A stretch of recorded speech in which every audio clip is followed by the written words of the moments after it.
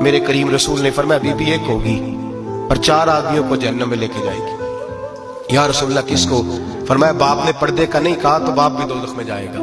اگر بھائی نے پردے کا نہیں کہا تو وہ بھی دوزخ میں جائے گا، شوہر نے پردہ نہیں کرایا تو وہ بھی جہنم میں جائے گا۔ وہ بیٹا